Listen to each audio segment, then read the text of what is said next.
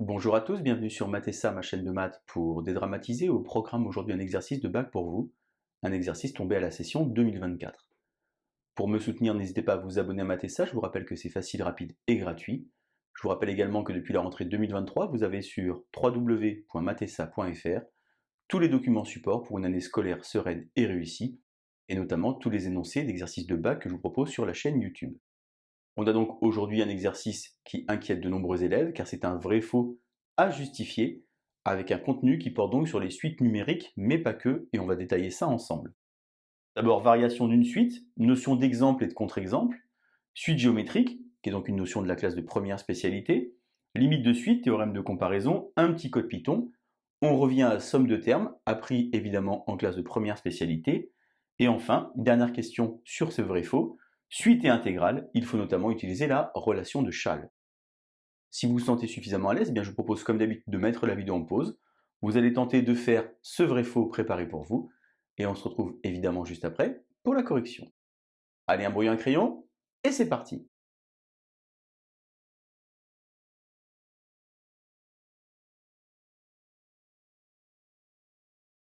On se retrouve donc évidemment pour la correction. Première affirmation qu'on vous propose. Tout de suite décroissante et minorée par 0 converge vers 0. Alors pour comprendre un petit peu ce que ça donne, on va déjà chercher soit un exemple, soit un contre-exemple, pour un petit peu avoir des idées. Une suite minorée par 0 qui converge vers 0, j'en connais une évidemment, c'est un égale 1 sur n. Elle est décroissante, puisque quand n grandit, eh bien un va devenir de plus en plus petit. Elle est minorée par 0, elle converge vers 0. Finalement, ceci est un exemple et non pas un contre-exemple. Et je me dis que si je fais par exemple Vn égale 1 plus 1 sur n, eh bien j'aurai ici une suite qui est décroissante, pour les mêmes raisons. Quand n augmente, eh bien 1 plus 1 sur n devient de plus en plus petit. Elle est minorée par 0, car ici j'ai une suite qui est positive. Mais malheureusement, cette suite ne converge pas vers 0. On a donc ici réussi à exhiber un contre-exemple, et donc l'affirmation 1 proposée ici est naturellement fausse. Affirmation 2 maintenant, on a donc ici une suite un qui vérifie que pour tout n qui appartient à grand N, un est majoré par cette expression qui n'est pas très jolie. Et on vous propose alors de dire que limite de un lorsque n tend vers plus l'infini, c'est moins l'infini. Finalement, il s'agit d'un travail sur les suites géométriques qu'on a vu en classe de première spécialité. Je vous insère évidemment le lien vers la playlist de première si vous voulez réviser. Car ici, on va devoir transformer l'écriture de ce que j'ai appelé par exemple ici Vn. Pour cela, on va factoriser par le plus fort au numérateur. On va donc avoir ici moins 1, 3 puissance n sur 9 puissance n. Et finalement, vous voyez, j'ai 9 puissance n sur 7 puissance n, que je peux écrire 9 septième exposant n. Et ici, moins 1 plus, en simplifiant, 1 tiers exposant n.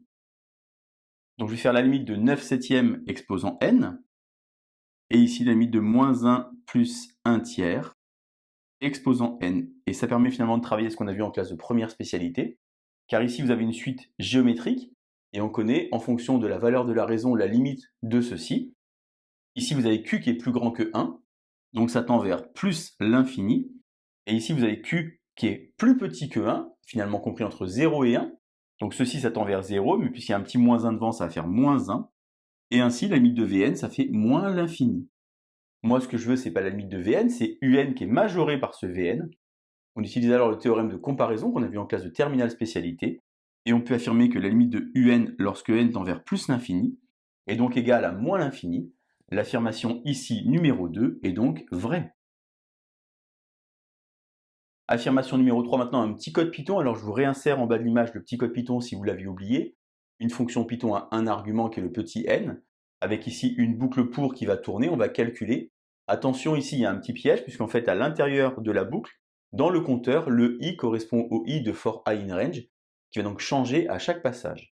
Alors finalement, il faut faire tourner le code Python à la main, c'est vraiment la chose la plus simple, pour regarder un petit peu ce que ça donne. Lorsque i égale à 0, finalement vous avez u qui vaut 1 plus i qui vaut 0, j'ai donc ici 1. Lorsque i égale 1, eh bien je vais avoir 1 plus 1, ça fait 2.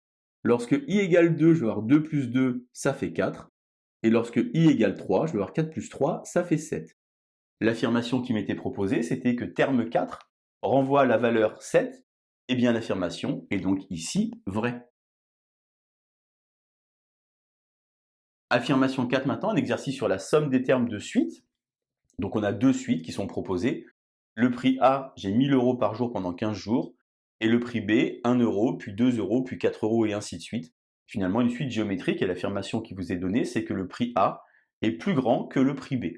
Alors le prix A, c'est facile à calculer puisque c'est 1000 € par jour pendant 15 jours.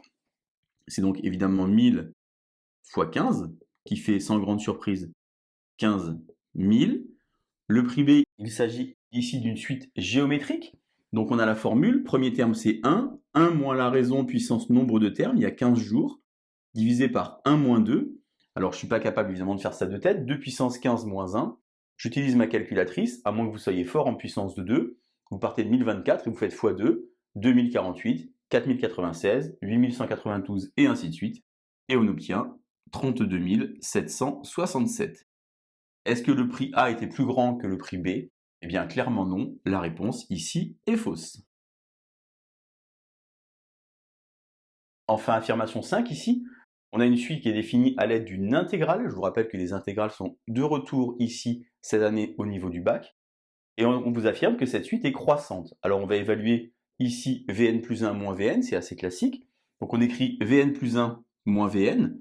Ce qui change ici, c'est la présence du n plus 1 sur la borne. Alors là, on ne va pas pouvoir utiliser quelque chose que vous connaissez qui s'appelle la relation de Schall, ou bien la linéarité. Pourquoi? Car la linéarité, ici, vous permettrait comme ça de regrouper. Le problème, c'est que les bornes ne sont pas les mêmes. Pour pouvoir utiliser la relation de Schall, il faut d'abord changer les bornes. Donc je vais garder ici mon 1 n plus 1, ln de x dx, et ici inverser en écrivant de n jusqu'à 1 de ln de x dx. Et maintenant, alors je peux faire la relation de Schall.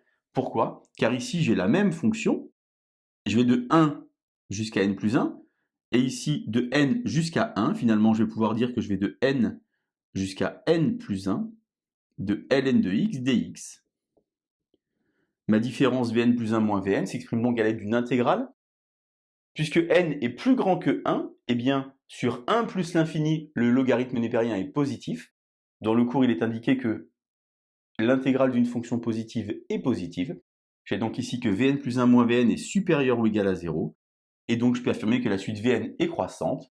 L'affirmation 5 était donc une affirmation qui est vraie. Voilà donc bac 2024, ASI, vrai faux sur les suites. Assez simple, il suffit donc de bien connaître son cours. Je vous laisse vous entraîner, je vous laisse pratiquer, je vous laisse surtout vous abonner à Matessa. Et je vous dis à bientôt. Bonne journée sur Matessa.